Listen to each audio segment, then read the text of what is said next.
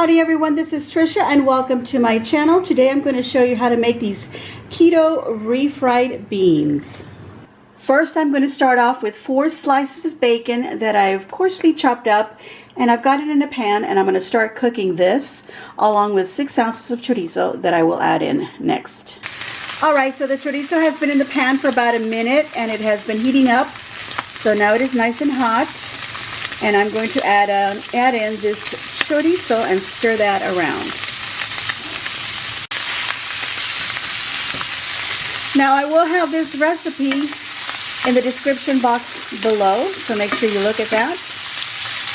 Okay, we're just going to stir this around, and we're going to let the bacon keep cooking and the chorizo to break off and be crumbly, and that's when we'll know that it's all cooked. And then we're going to pull this out of the pan, leaving as much of the fat in there. And we're going to set this aside and go on to the next ingredient. Okay, so my bacon and chorizo has been cooking for about 4 minutes, and it has rendered quite a bit of fat. So now we're going to remove the bacon and the chorizo from this pan. And by the way, I did lower my heat down to a low temperature so this wouldn't burn. So now we're pulling this out, and we're going to leave this fat in there. So to this pan with the fat from the chorizo and the bacon, I have added about half a chopped onion. Again, this is just roughly chopped. You don't have to worry about how the size. I chopped it up pretty good, but you don't have to chop it up even as much as I did. Now again, if you do not want this fat, you can go ahead and drain it out and use some avocado oil, coconut oil, or olive oil will be fine for this. But because we are heating kind of at a higher temperature, avocado oil or the fat that's already in there will be just fine. Okay, so we're just going to cook these onions till they get a little bit translucent. And then we're going to add, here I have 2 Roma tomatoes. They're small Roma tomatoes, and they've also been chopped up. Now I did a pretty good job of chopping it up, but you don't even have to chop it up this much. Here I've got about 2 cloves of garlic. They don't have to be minced like I do. I just happen to have some like that. I have 1 jalapeno here. This is a very large jalapeno. It is a roasted jalapeno that I had left over from something else, so I decided to chop it up and use it in here. If you feel like that's just too much for you, you can use half or leave it out completely. Here I've got 8 ounces or 1 cup of chopped, these are just white mushrooms, or if you prefer to use your favorite like baby bella mushrooms, use those. And also those don't have to be chopped up too finely either. Okay, so we're going to go ahead and wait till this gets a little translucent. I'm going to add the tomatoes in first, garlic, the mushrooms, and then I'm going to add the jalapeno at the very last. But I also have to chop up some eggplant. So let's get to that. Okay, so here I have a whole eggplant, and I've cut it in half.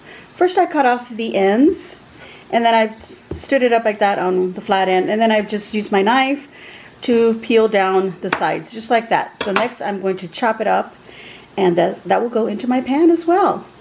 Okay, so into my pan goes my tomatoes, garlic, and I'm going to throw in the mushrooms as well.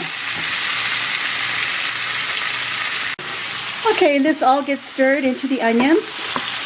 My temperature is still at a low. And I will stir this in really well. And then I'm going to go get my eggplant. Alright, so here I have my eggplant all chopped up, and it is roughly about 2 cups. Now we're going to go ahead and put that into the pan with the mushrooms, tomato, the chorizo, and the bacon. And all that yummy onions. And bacon and chorizo is in, so we're going to stir that up. Okay, I've now placed my eggplant in my big pan here with everything.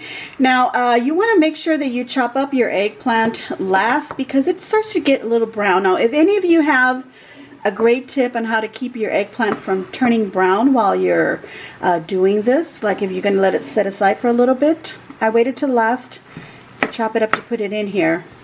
So if anybody has a tip, please let us know in the comments below. Okay, so the last thing I'm going to put in here is that jalapeno, and then we're just going to let this get nice and hot. We're going to cover this up a little bit and let the eggplant get cooked and soft, of course. And then we're going to take this all to the blender. Okay, so this is what it all looks like once it is all cooked. Right there. Now you can season this with a little bit of salt and pepper if you wish. I have decided that I don't need to do that. I feel like my chorizo has enough seasonings in there and enough salt in there for my whole recipe here. And also because I did add that jalapeno in there, I feel like that adds a little bit of flavor as well. So I don't need to add anything extra. Like I said, just a little pinch of salt, maybe a little bit of pepper if you desire to do so. This is now going to go into my blender, but before I put it in the blender, I'm going to go ahead and put it onto this plate so that I can just put a little bit at a time into my blender. Okay, so I've added about half of this into my blender, and I'm going to go ahead and blend it up. It is really hot, so make sure you put a towel over the top of your blender, or just let it cool off before you blend it. Now here I've got about a 1/4 cup of water. I'm just going to add a little bit just to help this all liquefy a little bit easier in my blender so it doesn't have to work so hard. Now you don't have to add the water if you have a really good blender and you trust it to blend this up really well. But also you can add water if you like your beans to be a little bit more liquidy, if you don't like them so thick. So I'm going to go ahead and put that in there, and besides we are going to refry them, so a lot of this water is going to get evaporated out. So let me go ahead and blend this, and then we'll put this in the pan, and then we'll do the next batch.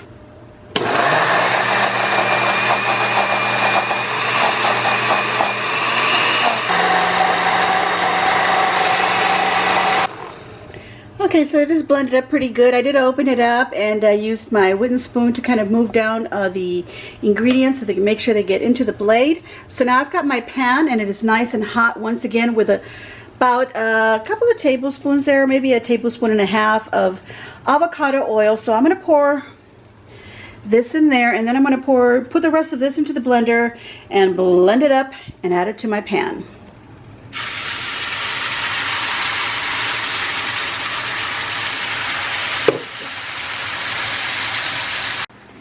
Okay, so this is what the refrying is. As you know, we fried all the veggies in the fat from the chorizo and the bacon, but like I said, you can drain that out and put in some avocado oil, coconut oil, or even some olive oil. And then of course we're frying it one more time, hence being refried. So these are my refried keto beans, and oh my gosh, it smells so delicious, and we definitely want to have a taste of that. Alright everybody, this has been my keto refried beans. They look just like beans. And they taste just like beans. And I can taste the bacon and the chorizo in there. It is so delicious. This is a great recipe if you're on your keto diet. So I'm going to give myself a big old thumbs up, and I hope that you too will give me a big old thumbs up. And subscribe if you haven't already subscribed. Please leave a nice comment down below and tell me what you think of this recipe. Also, hit that notification bell so that you get notified of when I put up videos, which is every Tuesday and every Friday. Make sure you share on your social medias. Oh, and I made this with this chicken and cauliflower rice. That recipe will be in for next week. All right, everyone, enjoy.